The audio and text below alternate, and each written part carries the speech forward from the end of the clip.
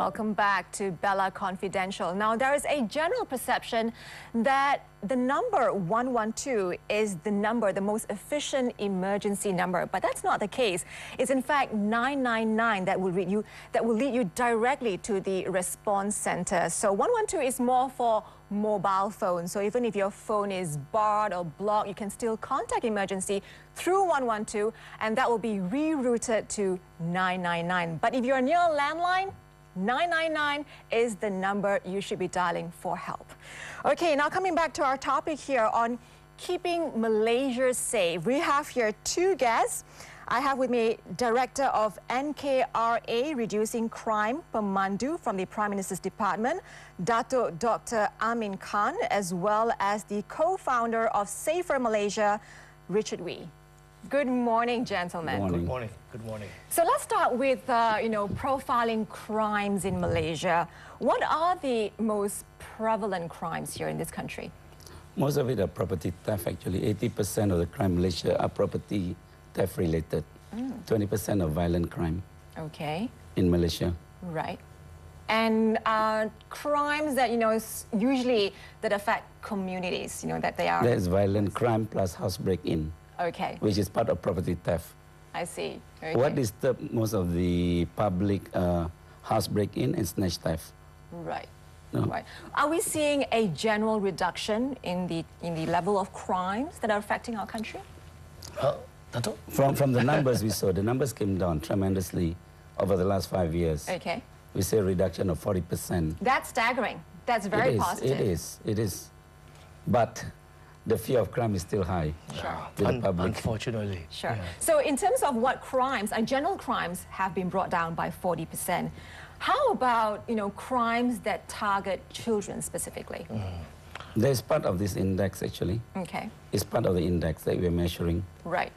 Now, how would you suggest then, you're saying that crimes have reduced, but then public perception, with living day to day, we're still affected by the fear of, probably walking alone, in a dark street, or, going out and being vigilant with what we're carrying in our belongings. So how do you match what's happening with the realities of living? Well, can I take this? Please. Safer Malaysia is a Malaysian Bar Council's project dealing with the community. So through our dealings with the community, the constant feedback we receive pertaining to crime is that people all over the urbanites and the suburban areas feel that crime is still very much prevalent. House theft, house breaking, car broken in, smash. So these small things will create the perception that there is a crime. With respect, I don't think there is a perception that there is high crime. There is crime. You mentioned, Lisa, about kids. So for Safer Malaysia, we have a program where it's called Safer Malaysia Kids. And we are drafting a curriculum, working closely with Pemandu, where we are trying to eventually persuade the Ministry of Education to adopt a particular curriculum to guide kids about stranger danger, about trying to be more alert, more vigilant, and at the same time be alive, enjoy life as a kid, but just stay a bit alert. So we have all that programs going on. Crime is still happening, but as a community project, we try to help to reduce it and help the government to tell the government what's wrong with the situation and find a solution. So what is Safer Malaysia for Children? What is in the module? In short, we have a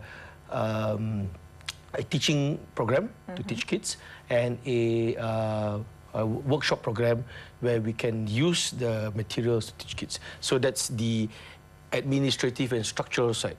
The content of it is really just about living happily but carefully. Okay. Yeah, But I think in simple terms is basically you have to give the kids one space and you have to make them confident of going into that space. That's the education part. Yeah. But they also need assurance from the parents and from the police, from the authority, from the teachers, from the parents. Should anything happen, will they come to me and rescue me? So those are the two things that we should be addressing. Yes. So when you're saying kids' education? Do you target, going to the schools to give these modules, or do you target from the parents themselves? Both. We have to address both. Because the parents are the guardians of the kids. Yeah. They have to understand why we're doing it and what they should be looking for as well. Right. So what are the types of crimes that affect children? Well, they are, from what we understand, mostly for kids below the age of 12, it is usually where the parents are afraid that kids are kidnapped or taken away, pedophiles. Those are common fears. We don't really have, at Safer Malaysia, we don't have concrete statistics on how many of these incidents happen, but we know it occurs. For kids above 12, it's usually where their mobile phones are stolen, they're robbed, they are mugged. Unfortunately, some are raped. That is the other kind of, it's the older child, right? So those are the normal crimes which happen. And I think the other issue, can I raise this, Lisa, is that other than focusing on kids, which are actually the victims, Safer Malaysia is a much larger program, which is we should stop the perpetrator who is hurting these people. I think for too long now, we are focused on the victims. Good to do that. I remember a quote recently I read that for a long time when it comes to, for example, rape, we focus too much on telling the lady to be careful, when actually we should tell the perpetrator to stop it. Right. So that is the other area we are going there. So and how we're also would working you- with Pemandu with that. Right. How do you strengthen that part? Because when you're targeting perpetrators, it means you have stricter laws, if you have better law enforcement. So what is, from your side, Safer Malaysia, when you're saying targeting perpetrators? I'm going to pass you Dato later, but I'm going to answer this first to say Okay. this. Yes, you hit a spot, stricter laws, etc. But laws can only do so much. Eventually, crime fight is the policy of taking a person away from crime. So it's actually a battle against the future, where you are trying to stop the next gangster being born. Right. So you go back to school as in one example is to stop that fellow who will probably be the next Botak Ching and stop him there.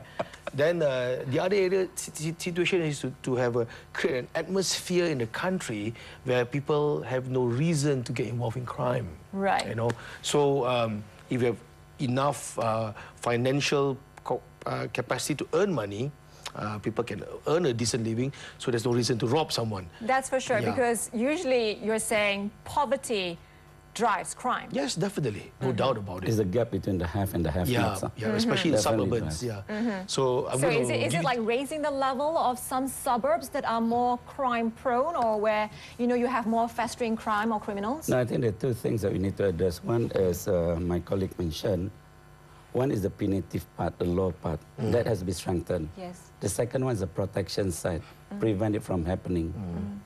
But the have and have-nots, there's always a disparity. Sure. Even if you bring it up, you still have that disparity. Right. But it's a good thing to prevent it from happening. Okay. And that's why if you look at the police, they set up the unit called crime prevention and community safety. What we're requesting for, like local council, they should address community safety and crime prevention. One is left-hand drive, the other one is right-hand drive. But both are addressing community safety. Right. So it's a multi-pronged strategy here that you're obviously embarking Yes, on, it is. right? Yes, definitely. So Richard, you're saying it's very interesting because I just want to harp on that one. You're saying it's also preventing the next Botak Chin from appearing. Yes. So how do you do so? I mean, what are some of the levels here that you're Safer targeting? Malaysia have done extensive studies on this. We've learned from the experience of New York, London, even nearby in Japan, and Hong Kong, how they fought crime. So Hong Kong, for example, in the 70s, when the height of the gangsterism, the Hong Kong government at the time decided that instead of strengthening the police, which were at the time purportedly very corrupted, they strengthened their ICAC, which is similar to our MAACC. And now Hong Kong's ICAC is one of the best in the world, clean, strong, firm. And that eventually allowed all the other system to work. So once the system is free from corruption, it stopped work. So they went to the source and stopped it. So here, for example, I think people have no space to escape. People at the age of 17, 18 didn't do very well in SPM, can't get a job because restaurants are engaging foreign workers, cheaper labor. So this chap is stuck in between. He's not cheap enough to work in a restaurant and not good enough to be an officer. So it is this group who sometimes work out, and those who don't work out may fall into crime. Okay. So that's the other area we have to look at. But across the board, for the Botaching example I gave, if we can put more sports activities in school, like what they do in US, give more reason to go to school, to love your life, then you will not do crime. I think in school, we also do not address the issue of if you don't want someone to hurt your parents, you don't hurt someone else's parents. That concept also has not been brought forward sufficiently. So I think those are touch and go. There's a lot more, Lisa. We can't finish in 10 minutes. But so you're targeting from the grassroots level, really, to provide, excuse me, education. Employment and we're working with opportunities. Pemandu. We've informed Pemandu about it, and they like the idea. And we had a huge conference recently. Dato spoke very well at the conference, and this matter was addressed. And I think the feedback is that's the area we could head to. We're going to now fight crime in the future. So if we stop the Botaching now, in 10 years' time, he won't be Botaching. All right. Okay, it's very interesting because I'm also thinking, you know, sometimes you're saying education, obviously helps lower down crime rates and employment opportunities. But what about those who are really intelligent, who wants to gain more out of this, you know, who wants to expand, and that's where they go onto the dark side. But that's another story. But when we come back from break, we're going to be talking about crimes and criminals that target specifically children. That's coming up after the break. We're coming back and talking about how to educate children to be street smart, identifying strangers. Are they real intent or ill intent?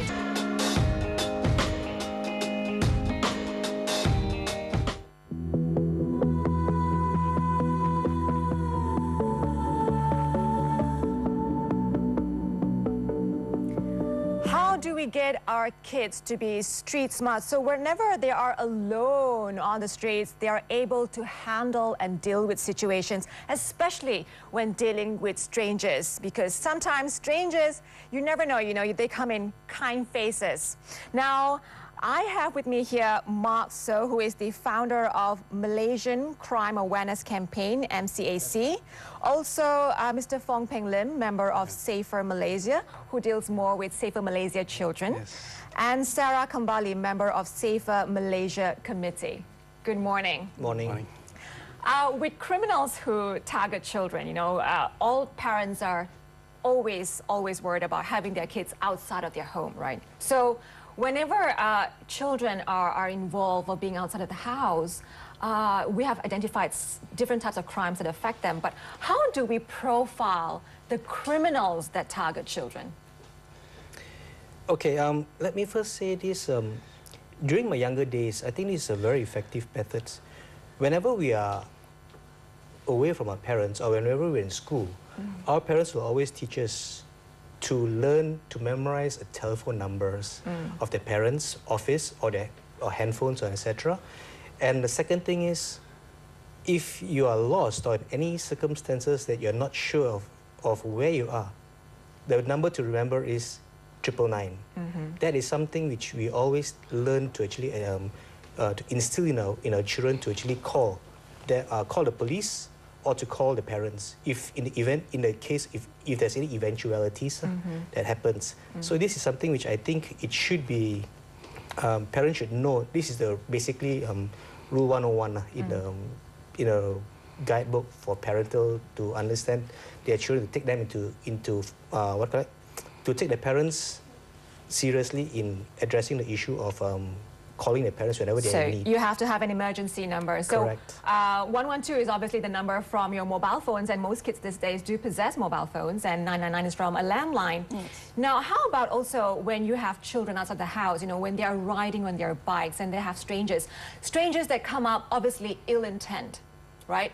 How would you get a child who is below 12 to deal with a stranger? Because usually kids are taught to be calm, you know, to not yell, right? Parents always say, don't yell, you know, or be nice. So it's imbued in them that you have to be nice. But when you're dealing with a stranger, what is the best method here? Sarah? Okay, we in Safer Malaysia, we also have these things that we are having for games and things for children. So we teach children in the modules that we produce in Safer Malaysia Kids.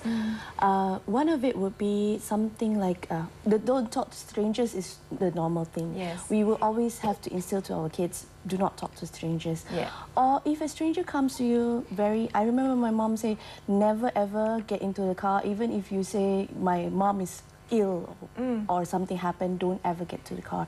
Now, I think we need to take a step further. We are developing something like, we've seen passwords where children is teach to use a certain password of the day or something like that. So the parent, before going out, they teach the children, okay, today the password is this. So if anything happens to me or your father or whoever, this stranger or whoever that's being assigned to go and collect the children has this password. But it's not every day, it's not the same password. So you have to teach the children. This way you can be more vigilant. Yes. You know, you can reduce the crime rate of kidnapping. Yes. And of course, you have to teach the children to scream and shout if you find that it's a stranger. So create more noise, you know, make sure Yell. the surrounding Yes. is Create attention. create Yes. attention about it. Call for someone, right? Also getting kids to be in places where they are, I don't know, in public places as opposed to a very isolated area. Would you say that? Yeah. And how about, you know, where strangers usually come up? I mean, is that like premeditated when they want to kidnap a child? You know, they have done their background information, their search, or is it more random cases? It depends. Depends. If you're talking about target, most likely is because the kid may come from a rich family. Random cases, usually what they do is they look for opportunities. Like, for instance, assuming that a parent sent a kid to school. Sometimes we notice that before the kid actually reaches a school gate, the parents drop the kid there and then they just go off. Now, from the car to the school gate, the distance could be like maybe 20 feet. A lot of things can happen. And the kid could be abducted. So parents must always be vigilant. That means you must ensure that the kid is safely in the school compound before you actually turn your back. So Yes. this is one of the things that we try to... So even that small gap can Yes. create some dangerous Yes. situations. And also you have a lot of kids also, you know, during school holidays who go out to the playground, who yes. play, you know, Yes. who also even walk the streets to the grocery store. Now in those situations, if a car is targeting, they usually, from what I was just looking up in the internet, is how they use soft toys, things that might attempt, you know, might be very attractive to children. Yes. How they even say, can you help me look for my lost puppy? You know, and kids love that, right? They're kind instinctively. So some of those, I don't know, targets is used where they know children would be very much inclined to participate. That's why you need to educate the children in advance. For instance, like, you know, when you talk about strangers, you need to define what is a stranger. Yes. Yeah, so stranger does not mean that someone you have not known entirely. It could be someone that in the neighborhood whom you see every day, but you do not know him. Yes. That is a stranger too. Yes. Or even someone who have said hi to you. That could be a stranger too. And you need to educate the kid that when you feel of fear, develop the instinct, then you must walk away. You walk away. Run in the opposite direction. Yes, and scream or whatever, even though it may sound crazy, but it's better to be safe than sorry. And now it's school holidays coming. You have shopping complex, it's so packed with people. Yes. And you need to train the kid to remind the parents, you know, just to tell the parents, say, hey, you know, please remember to look at me, look after me. Because sometimes parents tend to walk in front and you forget about the kid and you turn around, your kid is gone. It takes 30 seconds for that to happen. Somebody could just entice a kid with a candy and, you know, just to make her walk away from the mom, maybe a distance of 5-6 feet. That's good enough. Right. And some Yeah. of these criminals, I mean, they have kind faces. They come in all Yes. shapes and sizes. Look at Ted Bundy. I mean, he's got a nice face. Yeah. So with criminals, even though if they know your name, a stranger Yes. is always a stranger. Yes. So never even have a conversation, although That's they right. may look, you know, they even have this, you know, how are you? Yeah. Do not Do not- answer. do not answer. Okay. At the end of the day, I think what is most important is you have to educate the child to say no. So that is the most important factor which we have to understand. And by saying no and running away will actually helps deter the stranger from pursuing the child. Yes. So that is the most question. The first no, it has to be firm. So we have to actually teach our child to actually say that. Right. Okay. And the second thing about parents, usually when a person or a friend comes to the house, they will actually introduce the child, come and say hello to this uncle or come and say hello to this auntie. So it's a form of recognize. You recognize them. You actually know you have seen them before. The people that you haven't seen them, just stay away. Okay, if they try to persuade you other things like what what you've mentioned earlier, like soft toys and etc. Again, it comes back to the same question. No, thank you. No, I'm not interested. Go away. Walk away. Don't entertain that any further questions. That's Yes, the and most never important. get close to a car if the Correct. perpetrator is driving. To even extend your hand, because that would give the perpetrator an opportunity to Yes, grab leverage. you Yes. into the car. Stay a distance, a safe distance. If anyone comes out from the car, run. Okay. Don't stay. Don't stay. Run on. and yell. Yes, never be shy to even want to Yeah. yell. Okay, we have a caller. Yes, good morning. We just lost Dave from Cyberjaya. So Dave, if you are okay, please do call us back. All right, so now how do we engage in a conversation with our children? Sit them down below 12 years old.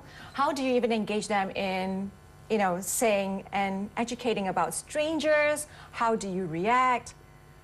What is the best method here? Is there a best method, Sarah? Well, the best method is actually to approach your child and have a time where, like playtime. Yeah. Below 12 years old, kids, they love to play.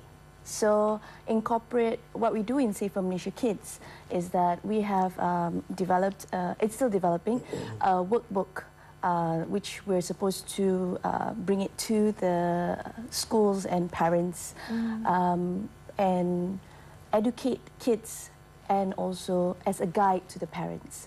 So this workbook, we have give a little bit of a guideline on what do you do if you're at home alone, what do you do if you're walking by a neighborhood, and probably teach the children if you're get familiarized with the neighborhood, as in when you're walking back from school, let's say they don't have a bus or no one's picking them up, walking from the school, identify which houses are friendly houses. Maybe some of the houses you can see small kids' shoes, so you know these places are like, there's family home. So if there's a car, like you say, there's a car coming by, you know you're being trailed, and you recognize which house are safe house, so you can actually try and go in and just knock on the door, and maybe don't have to go in the house, but just explain to that person like, I think I'm being followed. You teach the children. So what you do is, after school, after 12 years old and below, after school, do homework with them and then educate them, being more vigilant by getting them to play games with you. So you were saying more like a role play? So Yes. you Yes. actually participate in creating a situation and have that child react to that Yeah. situation. Yes, So at least as a correct. parent, you know how he or she is going to be. Okay. Correct. Sorry. You know, with this, there's also a train of thought here that says, perhaps are we getting our children to be fearful? I mean, you want them to be street smart, but without fearing the streets, right? I think the parents play a very important role here. You can actually, like, you know, when you walk on the street with your kid, you can actually explain to her in a playful manner and say, hey, you know, you see this guy here? We see him every day, but he's a stranger. You know, and then when you walk with your kid, you can always ask your kid, can you tell me who's a stranger around here? So it becomes like a play, Game, you yeah. know, like a game, game, yeah. okay. And at the same time, you can also, like what Sarah said just now, we have some programs role-playing in class, yeah, which we actually act out the whole situation. It depends. That's great. Yeah, That's yeah. great because it's a warm-up. Yes, it's Correct. Yes. so it really depends because not every kid, to say for instance, abduction, we talk about abduction, not every kid walks to school. Most parents today send their kid to school. So I was saying just now, like the danger part is that distance from the car to the gate. But what about kids who walk all the way to school? Now this one, you need cooperation of the parent or even the teachers. You need to walk that route with your kid, you know, and identify the safe houses. And having identified that, you need to go and talk to the owner of that house and inform that person, my kid is walking this way every day. In case of emergency, can he or she, you know, actually come to you for help? You need to identify everything in advance. This is something that we are not doing. It's sad that we have to do this now because of the fear. The current situation. Yeah, but which we need to address it immediately to solve the current problem. So you need cooperation. The school, they can actually hold some kind of workshop together with the parents, you know. And this is a long topic in the sense that you also need the cooperation of the local authorities. Like certain streets are badly littered. Certain streets have bushes. No doubt we love plants, but for the sake of safety, you need to remove those bushes. That's a very good point. Yeah, so these are things, railings along the sidewalks. These are all under the jurisdiction of the local council. So we need the cooperation of the local council. We also need the cooperation of the police, because the police can actually advise us. You know, this area could be a drug haven for drug addicts. Yes. So we need all this information. And with the information, we work with the parents, we educate them, we work with the teachers. And we can hold some kind like a walk together with the parents. But people are not doing that. Yes, because Yeah. we are taking a lot of things for Yes, granted. so we and in need- this rat race that we're Yeah. living, you know, both parents are working and Correct. little time that they Yes. have. It's all about, you know, engaging family in fun activities. Yes. But this part, we are just neglected. Yes, right. So you're saying that community should really Yes. stand up and get back the authority, Yes. get back the That's power, right. because, you know, if you are keeping your community safe, then you Yeah. have to also keep the streets safe, you know, and take care about, Yes. think about all the situations where you have bushes and Yeah. railings and where hideouts can be for Yes. criminals to really fester. Correct. So and there are many ways actually. It's just that we just need to think ahead. That's all, you know, and identify all the safe havens. If there are no houses along the way, then you look for shop houses. Right? And children must be taught that it's okay to just run off and be rude to the stranger. It's all right, you know. Yeah. So, but we need there must be a balance. We cannot intimidate the kid and give the impression that you know, outside the confine of your home is a world full of danger. Yes. You know, the kid will grow up being paranoid. Yeah, you have this phobia. You'll never leave the house. Yeah, so Yes. you need to create role plays, games, you know, or even word puzzles, you know, things like that to make it fun. Yeah, so they don't feel the intimidation. All right. Yeah, So how parents word it, you know, how the intention Yeah. has to be very clear. Yes. Has also taken into consideration that, you know, this is a child, so you have to be a little bit Yes. gentle. But where it's real, where situations of kidnappings are real, then you have to be a little bit more firm in your Yes, message. that's right. Okay. So finally, just to close up this, where and how would you suggest, you know, parents to go for information? I mean, if they're lacking in the how-to method, Yeah.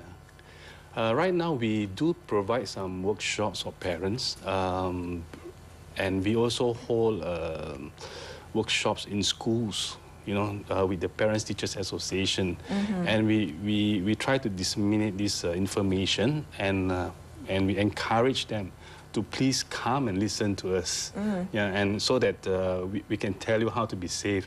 Of course, zero crime is impossible, but it's better to know than not to know, and don't take things for granted. Every second matters, actually. Sure. So now we have realized that the crime rates in this country has dropped by about 40%. Now, you're saying that zero crime rate is impossible to achieve, even with the best of nations. What is the appropriate or even like a safe part of a statistics that a country like Malaysia, can accept and be safe? I think it's basically perception, because now you must feel safe when you walk alone on the street, even as an adult. If the public do not have that feeling, then naturally perception of crime is high. Oh, okay. Yeah. I get that. So, I get that. Because some countries, you can walk the streets at 11 p.m. and Correct. still And you feel still feel fearless. As long as you don't have that safe feeling, you have not reclaimed the streets yet. Okay, good point, Mr. Fong. Now we have a caller, Susan, who would like to share her thoughts. Susan, good morning. Good morning. How are you? I'm good. Thank you. Yeah, my thoughts. I would like to agree with what the your host. Your guest on TV today, and communication. I think it really starts at home. You're not going to get what safety is all about from the media, and I think the onus on the parents. You have to educate your children as to what safety is all about, and you cannot expect them to get information from the internet. As much as you say the internet is bad, Yes. but you don't speak to them. Yeah. That's one. And then number two, I think when you're out there in a restaurant with your children, it's good to really observe what's going on instead of everyone's in their own world, in their technology. And I think it's the best way to learn is to actually see and talk about it. And if you read the newspaper as to what's happening, sit down and talk to your child about safety issues. That is really happening here. And yes, I myself am very afraid to walk out at 11 o'clock at night, or even when it gets dark, because as I was growing up, my grandmother used to always tell me, it's dark now, you can't actually go out, you have to stay indoors. So that kind of stuck in me, but it's not really dangerous, really, if you know what to do, what not to do, where to go, where not to go, anywhere in the world. Those are my thoughts. Thank you so much, Susan. Thank you. you. So for parents who would like to learn, they can go to Safer Malaysia. Yes. Now, is there a website? Programs, are they seasonal, or is it ongoing? Well, what we can do is, because I do a lot of training and workshops as well, we organize, you just have to contact us. We are available on Facebook page, you search for Safer Malaysia. Right. Also Twitter account, we have Safer MSIA, Safer Malaysia. And in our Facebook actually has all the other contact details. You can message us and someone will definitely reply back. And we'll work on something to actually have a workshop or a training session, and especially with the parents and with our workshop workbooks and things like that. Yes, correct. Thank you. Thank you so much to all three of you for Most stopping by. Welcome. I think Safer Malaysia is doing a great job. And hopefully we'll make Malaysia a safe country that I don't even feel fearful of walking, in the middle of the night outside. Thank you for having us. Yes. Thank you for having us. It's a pleasure. So if your children out there, if you're, been teaching him or her to be nice and kind but yelling, it's a good thing if you're facing a stranger, and be very instinctive. If the instinct is saying something is not right, believe in those instincts. And when you yell, you're not being, street dumb, you're actually being street smart. So that's the way to go. When we come back, we'll have stories on fashion to keep you on your toes on the fashion updates here on Bella Confidential.